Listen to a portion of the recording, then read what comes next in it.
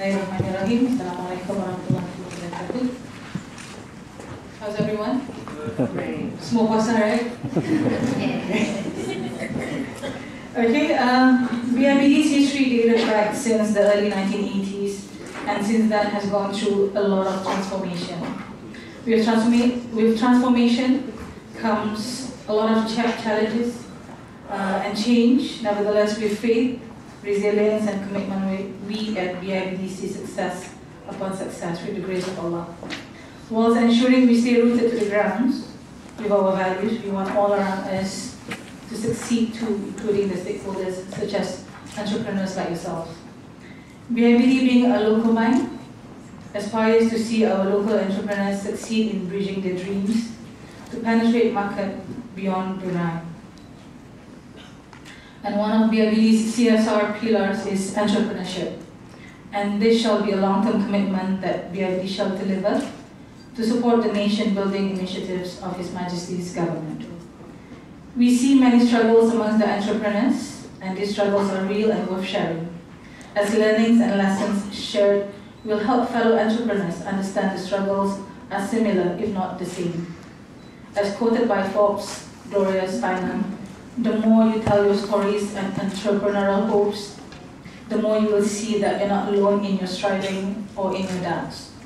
Today, BIBD brings Fashion Valet, an e-commerce online store that has survived against all odds since 7 years ago.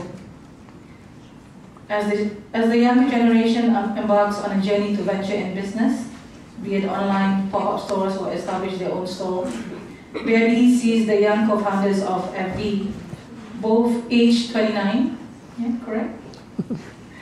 As an inspiration to our local business community. BIBD identifies FV, Fashion Valet, as driven, committed to their dreams, very hardworking. I see, one being a cashier, one steaming iron of their clothes, and always giving back to the community in their journey. BIBD's partnership with Fashion Valet this year is beyond commercial. It is really a partnership that has an aligned aspiration that Brunei one day will have an established fashion designers selling their products with an outreach of customers beyond Brunei. FV sees the potential in our local fashion industry and sees the aspiration of BIBD to help grow their business can be supported through FV with proper planning and mentoring. BIBD shall, through a program, identify 50 young local entrepreneurs and fashion designers that can be supported through this mentoring program, and subsequently have enough production volumes to sell their products through an online platform. This, we believe, is really a true essence of supporting locals to progress and sustain their business. And this shall be facilitated and complemented through the initiatives and support through Darussalam Enterprise DARE. To DARE, we thank you for this collaboration, and we hope to see results from this to benefit our beloved nation. This is a long-term plan, and with concerted efforts and aligned objectives, we at BIBD and DARE believe it is one of the best possible conduit to support His Majesty's Vision 2035 of diversifying the economy through our human assets. As BIBD remains truly a Brunei hub, and in this blessed month of Ramadan, a month of blessings, a month of reflection, and a month where charity is central to its values, BIBD brings you a gift of experience and a gift of journey of success. So you all may ponder and work your way towards your own success, and one day will reflect upon this and remember BIBD in your journey.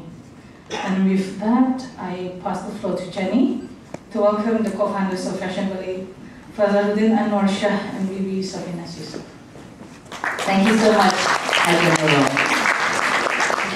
and thank you on behalf of us all for this gift. This really is going to be an hour-long gift of information and inspiration and bedazzling fashion. So ladies and gentlemen, again on behalf of BIBD and DARE, thank you very much for your support. Welcome to this sharing session. We do have with us two very inspiring young individuals. That's going to be a word we're going to be pumping out all day long, because most of you are young. So hopefully, again, the key word is to be inspired by the stories of Vivy Yusof and Fadza Anuar. Please welcome the co-founders of Fashion Valet. We'll have Vivy here and Fadza here, if you're comfortable with that. So welcome, both of you. We'll have one more microphone. Is there one more available? We'll grab the one from here. So this is the ultimate husband and wife power team, and I'd love to get into the discussion on their dynamics a little bit later on. But first of all, as you all know, Fashion Valet is their baby, first baby. They've since had it on with real children, and they've been at this business now for quite a few years, and we're keen to hear the trials and tribulations to how they got to where they are today. Vivy is also the founder of DARe, which sells headscarves as well as stationery, and together they've really made a huge impact in the region. It's been very well recognized by Malaysians, and also recently they've made the list of Forbes 30 under 30. Vivy, congratulations, that is a big deal. And later on we'll talk about the criteria to get on that list and how we all can aspire to that.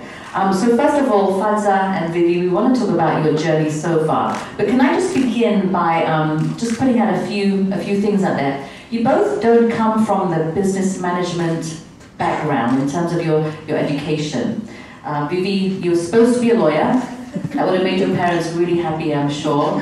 And an aeronautical engineer. I don't even know what that is, but it's certainly not fashion shopping. So can we kick off this conversation first of all by how you veered from really quite traditional, not you, traditional education background, and obviously there's a big plan there, and your parents must have been well pissed when you didn't do it. But how did that happen to get from there to where you are now? Who's going to kick that off? Thanks. Ladies first all the time. Okay, so hi everyone. Assalamualaikum. Thank you for being here. I don't usually give talks, but for BIBD and DARe, I am here and I'm very nervous. But you know, I would like to share whatever we know and hope it will help you guys in your journey. Okay, so for being from a law background and not you know, from business, I've always been into business. I was born into a family of entrepreneurs. My dad is an entrepreneur in construction, boring old stuff. And ever since young, I've always wanted to sell things. You know, even in school, I would take orders from my friends to make friendship bracelets. Do you guys know what that is? You know, satu-satu benang, you know, and then you take orders, what colors do you want? And then when the teacher is teaching, I'm like underneath my desk, my hands underneath my desk, making your orders, you know, and I would sell them for like 5 ringgit. And as I got older, I also have a passion for writing, so I actually wrote children's book.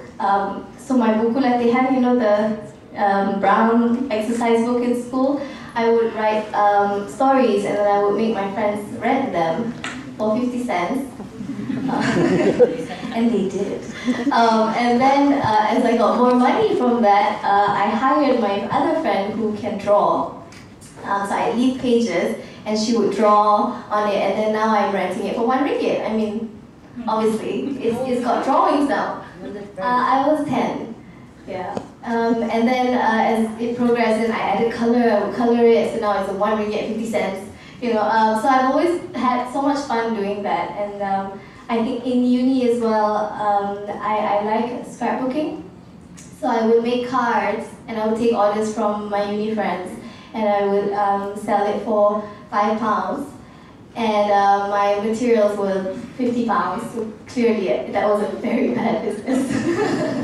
So I've always wanted to do business, but it was just a matter of what business, you know. So I did law just as a degree. I gave it a chance anyway. I did internship in Singapore and Malaysia at law firms, and I quickly realized, you know, the life of having files up to here and being in the office with paperwork all the time wasn't the life for me. And suddenly one day the idea just came. Fashion Valet is actually Fadza's idea. I get all the credit. But we were just in the car and we were talking about it, and the idea just came, and then we both thought, oh my god, like, we have to do it now. There's no question about it, and we jumped straight into it. So I think my parents always knew that I was going to be an entrepreneur. I'm very stubborn. Fadza, let's talk about let's talk about your experience. I know that obviously it's in your blood to make money and extortion rackets. How about you in terms of your little background as a child? Did you know it was in your blood to make money? No, I wasn't as entrepreneurial as Vivy was when I was a child, but my dad did have his own businesses, and he started and ran his own businesses as well. But I was always the nerdy kid in school who would like to do things with his hands. So that's why I was very much into engineering. So I did. I was a very science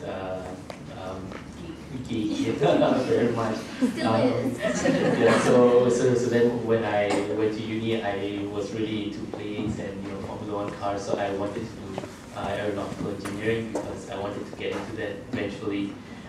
So after I graduated, I actually graduated with my master's from Imperial College, and I wanted to get a job in the UK at like Airbus or Boeing or one of the Formula 1 teams. But of course at that time I also had a girlfriend who was pressuring me to come back to Malaysia, and it also happens that it was the height of the recession, so no one was hiring. So in the end I eventually did go back to Malaysia, got a job at Deloitte Consulting. But throughout my time in uni, I was also interested in entrepreneurship. I did entrepreneurship courses, business management, just as like a backup for myself. So like Vivy said, Fashion Valet was actually born out of a frustration of a boyfriend having to drive his girlfriend around town all the time. And when we had the idea, we both immediately knew that it was a great opportunity because we were so used to places like Net-a-Porter and ASOS, and even ordering our groceries online. And the first couple of years, my parents didn't really get what I was doing, and they would always say, we send you to like international school, we send you overseas to do your master's degree in a great university, and you come back and you sell women's clothes. And so there was a little bit of like juggling 2 jobs for the first year, just to make them happy. But now today they're quite happy with where Fashion Valet is, and yeah, I guess that's like the little background.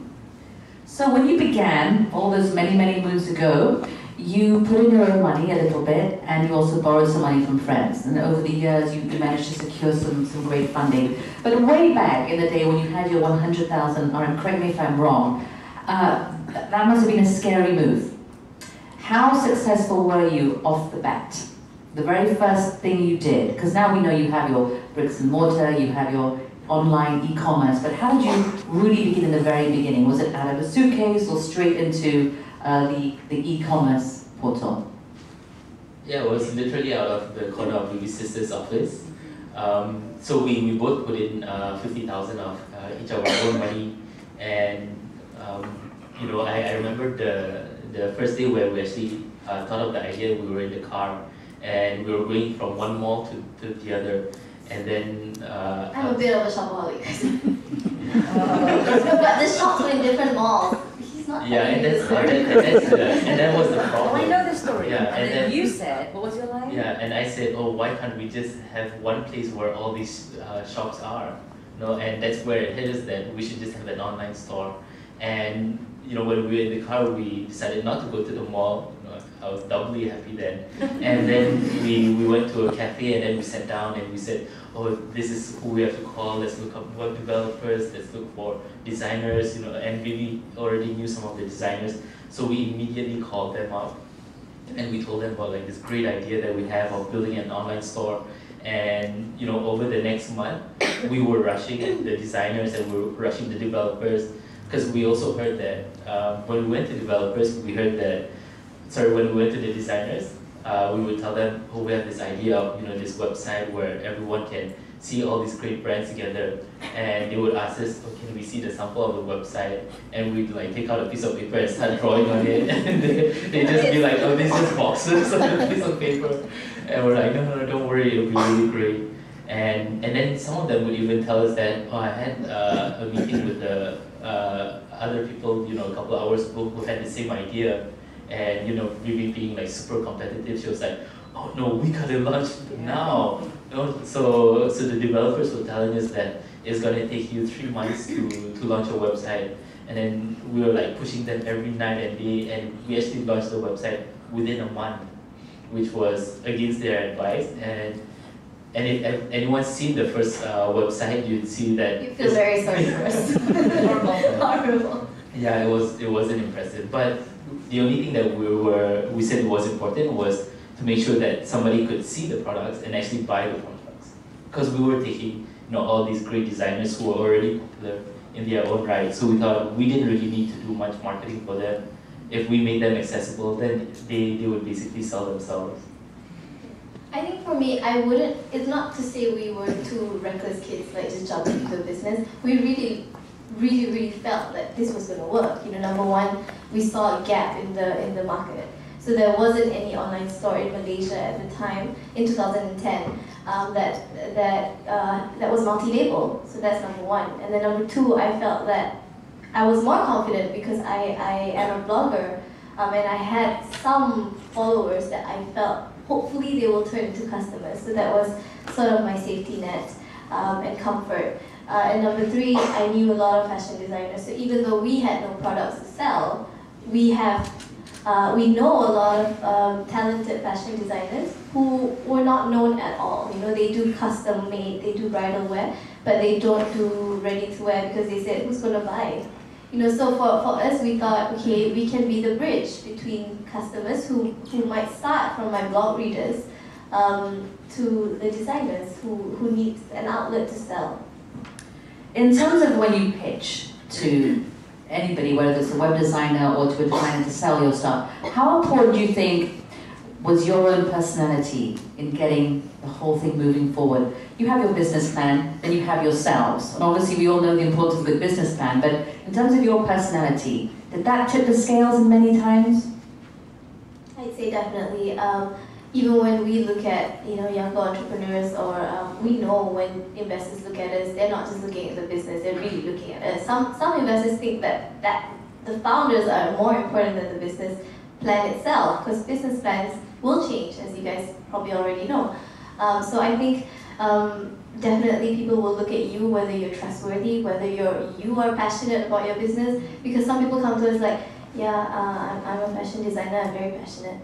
You're like, no, you're not. Or you're very nervous, I don't know. So I think you yourself need to be convinced. You have to be the first person to believe in your business, only then people will believe in you, I think. Yeah, and I think when we first started, it really helped that we knew a lot of these designers personally, and we were making our wedding dresses with some of them as well. And I think the Vivy today was very different from the Vivy when we first started, because she was a blogger, and over the last 7 years she became this like Vivy celebrity, and the icon, the face of Fashion Valet. So we actually guilt tripped a lot of these designers to help us out at the start, and we sometimes they would be friends with like our moms or like mutual friends, and we like tell them, oh, can you convince this designer? So who would trust two 22-year-olds to sell their products at the time? 22, of course. Yeah. So we started off, and we said that let's just get. I think we probably talked to like 50 to 100 designers before we launched, but only 10 of them came on board when we launched. But the most important thing was that we had some of the most recognized designers, people like Dato' Razwan Razul, Tomabang Salfi. These people really helped elevate the branding of the website. So when other designers saw that, oh, you already had those guys, I want to be alongside those brands as well. And so from there we had like a big launch. The media was extremely supportive of us, because they also liked the fact that we were pushing local brands, and they wanted to support a local company as well. So more and more designers were like coming to us and saying that they want to be on Fashion Valet, and there's no other place like it. And so that's where it sort of got the ball rolling. I think we hit the first step right. and that really helped us build that momentum along.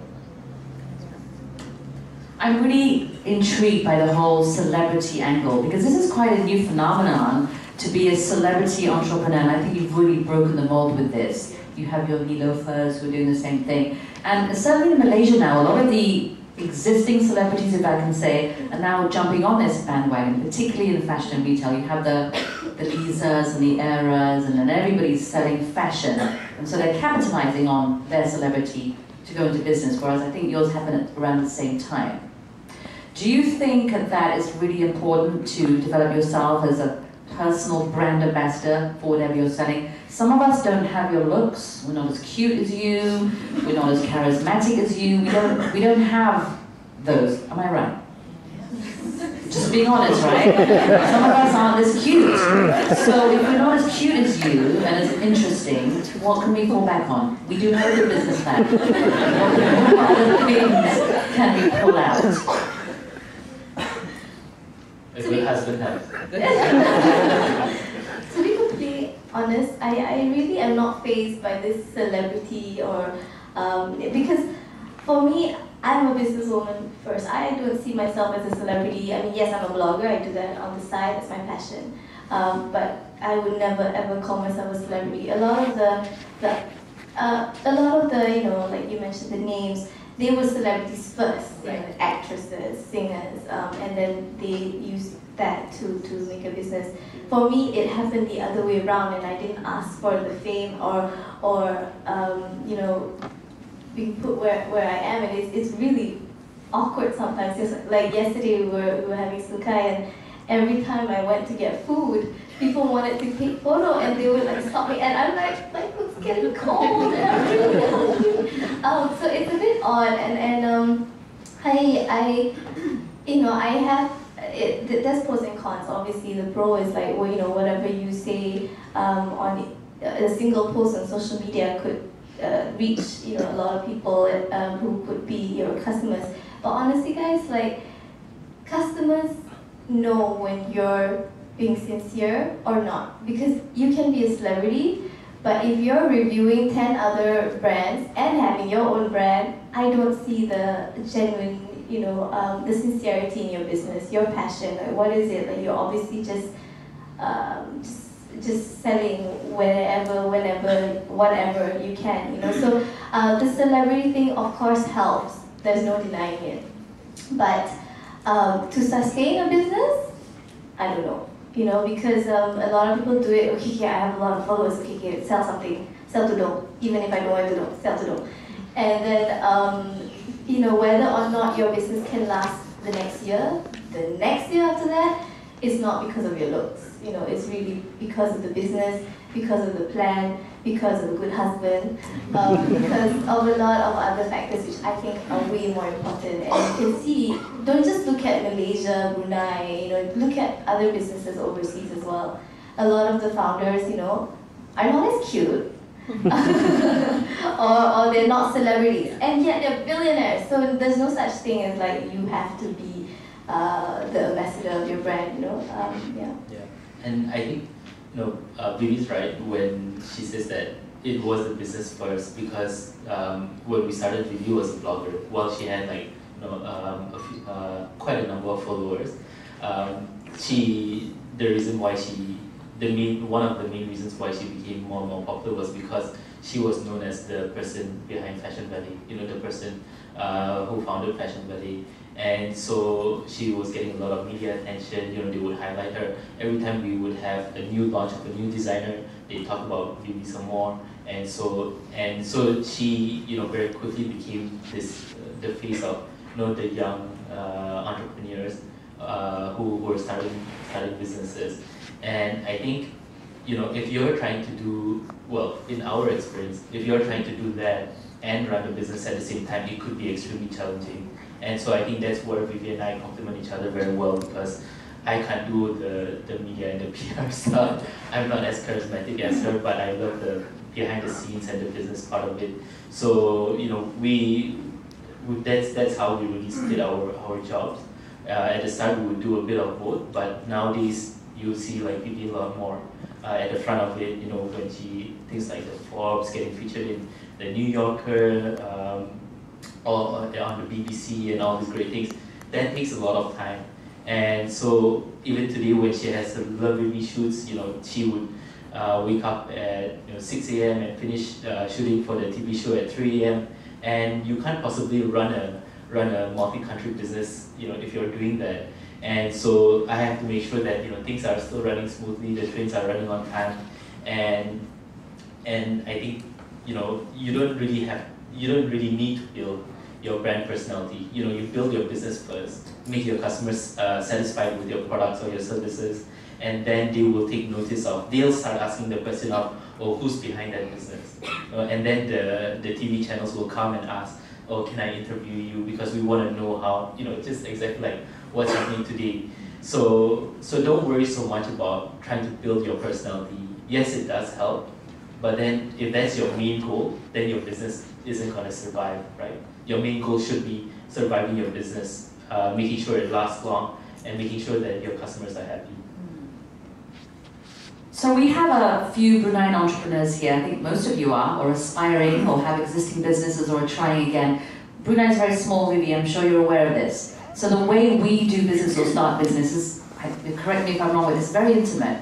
We start off with our little IG account, and then we ask our friends to follow, and it really has to grow. Not so much based on cuteness, to be fair, you're right. But if you don't have a good burger, nobody cares how cute you are. Here, I really think we are quite quality-driven, because we're small, and we, you know, you can work on it. You're not sending out 30,000 burgers a day. So for our local community, we depend on social media. Am I right? IG is really important to us, because we can get WhatsApp even. We can run a whole business, Vivy, on WhatsApp. Am I right? Everybody is so accessible, and we can make some serious money. So my question to you is, you are very active on IG, you're very comfortable with the selfies, and you dress beautifully, you're ready to be looked at every day. How important has social media been for you? Extremely important. We started Fashion Valet without Instagram. We marketed on well, firstly my blog, secondly Facebook, and then Twitter, which is completely a waste of time, and then only Instagram later. For me, Instagram is definitely important, and I like when brands come to be reviewed to join Fashion Valet, the first thing I look at is Instagram. If they don't even have an Instagram account, I'm like, okay, like come on, like don't tell me you don't know the importance of social media. Duck was started purely on Instagram, and look where it is now. You know, so definitely tap on social media. I'm sure you guys know that already. For me, I want to see, like when I look at your Instagram, I get a picture of the whole brand. You know, so make sure your pictures are good. It's consistent. It's your whole concept is consistent. I don't like to see Roja Instagrams. Like it annoys me because I'm like, you have to have one direction of the brand, not like any picture you can repost or any picture you can put up. And also the communication language. You want to be English or you want to be Malay? You have to know which direction you want to go. Of course, if you want to hit mass market, you have to use Malay. But for me, for Fashion Valet and DARe, we're thinking more international. We want to speak to the people in the UK, Australia, so it had to be English from the beginning. So I think you have to be clear what direction you want to go, what concept is your brand, and your Instagram really, really has to reflect that.